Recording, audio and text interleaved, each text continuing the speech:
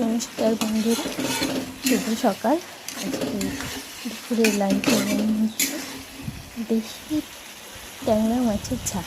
প্রথমে ভেবেছিলাম ভিডিওটা করবো না, কিন্তু অনেকদিন ভিডিও করা হয় না, তার জন্য ভাবলাম একটু করেই ফেলি। সেজন্য দেখতে প্রথম দিকে ভিডিও করা হয়নি। এখানে প্রথমে কড়াই গরম করে তাতে সর্ষে তেল দিয়ে কালো জিরে ফোড়ন দিয়ে দিয়েছি এবং কেটে রাখা আলু, টমেটো, লঙ্কা এবং পেঁয়াজ দিয়ে ভেজে নিয়ে একে বাটা মশলা হিসেবে আদা দিয়ে, তারপরে গুঁড়ো মশলা হিসেবে জিরে ধনে দিয়ে ভালো করে নাড়িয়ে জল ঢেলে দিচ্ছি। তারপর একটু ঢেকে রেখেছিলাম আলুগুলো সিদ্ধ হওয়ার জন্য। তারপরে ভেজে রাখা দেশি ট্যাংরা মাছটা দিয়ে দিলাম ঝোলের মধ্যে এবং একটু নাড়িয়ে দিলাম।